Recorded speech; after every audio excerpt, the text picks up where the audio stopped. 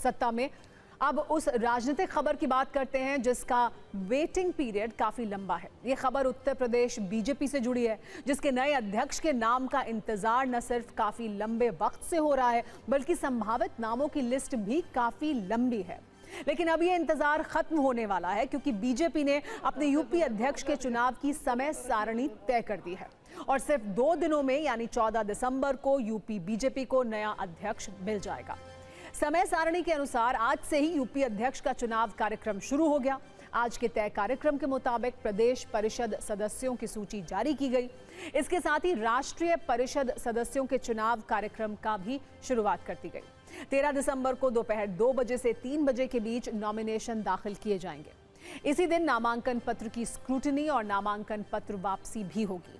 नए प्रदेश अध्यक्ष पद को लेकर 14 दिसंबर को मतदान कराया जाएगा। मतदान भी उस स्थिति में कराया जाएगा जब 1 से ज्यादा नामांकन दाखिल किए जाएंगे। बीजेपी का दावा है कि नए प्रदेश अध्यक्ष के चुनाव के लिए संगठन स्तर पर सभी तैयारियां पूरी हो चुकी हैं। केंद्रीय मंत्री पीयूष गोयल को यूपी प्रदेश अध्यक्ष चुनाव का प्रभारी बनाया गया है, जबकि विनोद तावड़े को केंद्रीय पर्यवेक्षक बनाया गया है। राष्ट्रीय संगठन महामंत्री बीएल संतोष और मौजूदा अध्यक्ष भूपेंद्र चौधरी भी आज ही लखनऊ पहुंचे हैं।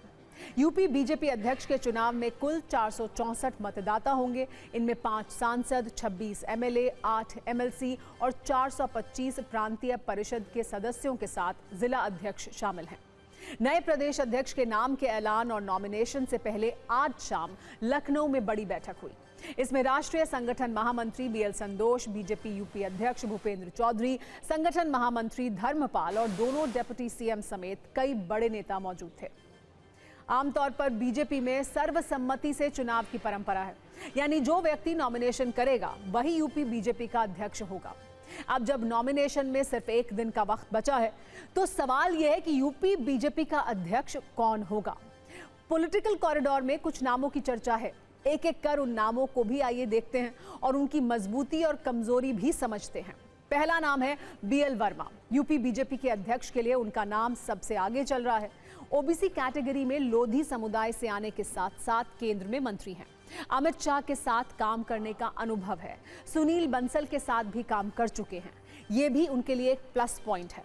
पश्चिम यूपी में लोध वोट बैंक को एकजुट करने में काफी फायदा पहुंच सकता है। दूसरा नाम है पंकज चौधरी का। ये केंद्र में वित्त राज्य मंत्री हैं। ओबीसी के कुर्मी वर्ग से आते हैं। महाराजगंज से 7 बार सांसद रह चुके हैं। पीएम मोदी के करीबी माने जाते हैं। पूर्वांचल में पार्टी को इनसे काफी फायदा हो सकता है। इस लिस्ट में तीसरा नाम है साध्वी निरंजन ज्योति का। ओबीसी वर्ग में निषाद मल्लाह समुदाय से आती हैं। जातीय गणित के साथ साथ भगवा धारण करना, महिला होना और किसी के गुट में नहीं गिना जाना इनके लिए काफी फायदेमंद हो सकता है। यूपी बीजेपी के पूर्व अध्यक्ष स्वतंत्र देव सिंह भी अध्यक्ष पद की रेस में हैं। फिलहाल वो राज्य सरकार में जल शक्ति मंत्री हैं। पीएम मोदी के करीबी कहे जाते हैं। आरएसएस से जुड़े रहे हैं और संगठन में काम करने का अनुभव भी है। संभावनाओं और कयासों वाली इस लिस्ट में यूपी सरकार के मंत्री धर्मपाल सिंह का नाम भी है। यूपी के बड़े ओबीसी नेताओं में वो गिने जाते हैं। राजनाथ सिंह और उमा भारती के करीबी माने जाते हैं। छठा नाम दिनेश शर्मा का है। राज्यसभा के सांसद हैं। यूपी सरकार में डिप्टी सीएम रह चुके हैं। सरकार और संगठन दोनों में काम करने का अनुभव है। पीएम मोदी, सीएम योगी और संघ सबका भरोसा उन्हें हासिल है। सत्ता की राजनीति में 7वां नाम अमरपाल मौर्य का है। ओबीसी वर्ग से आते हैं। संगठन में काम करने का एक लंबा अनुभव उनके पास मौजूद है।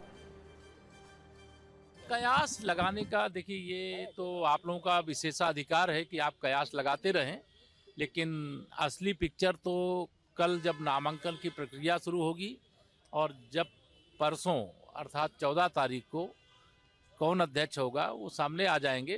धैर्य रखिए।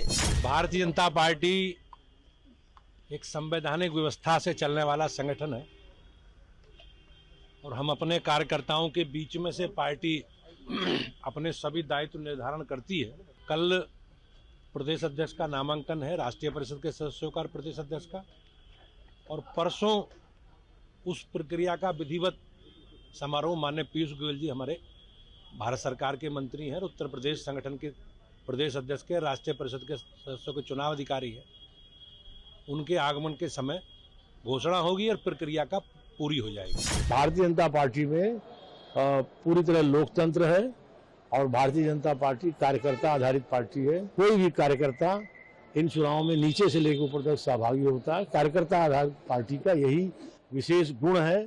यह पारिवारिक पार्टी नहीं है, आम जन की, आम कार्यकर्ताओं की और राष्ट्रवादी विचारधारा की पार्टी है। एक तरफ यूपी में बीजेपी की अध्यक्ष पद वाली तैयारी चल रही है, तो दूसरी तरफ आज अखिलेश यादव ने यह आरोप लगाया कि यूपी में एसआईआर के बहाने 3 करोड़ लोगों का नाम काटने की तैयारी है। सुनिए उन्होंने क्या कहा। यूपी में 3 करोड़ से ज्यादा वोट कटने जा रहे हैं। अगर आप सोचें 3 करोड़ वोट अगर कट जाएंगे और बीजेपी इलेक्शन कमीशन मिलकर के ये साजिश कर रहे हैं कि जहां जहां बीजेपी हारी है वहां पर वोट ज्यादा काट दें, तो ये तो साजिश है। लोकतंत्र में, डेमोक्रेसी में साजिश है। और ये एसआईआर नहीं है, एसआईआर के बहाने एनआरसी है। जो एनआरसी ये सीधी लागू नहीं कर सकते थे, वो एनआरसी लेकर के आए हैं। ये लोगों के कागज ढूंढवा रहे हैं। अगर कभी एनआरसी लागू तो कागज क्या देने पड़ेंगे? यही तो कागज देने पड़ेंगे। हम आधार को आधार ही नहीं मान रहे हैं और एसआईआर करा रहे हैं, जिससे लोग परेशान हैं। तो ये कैसी डेमोक्रेसी है? अगर हमें वोट ही नहीं डालेंगे हम, तो फिर लोकतंत्र को कैसे बचाएंगे?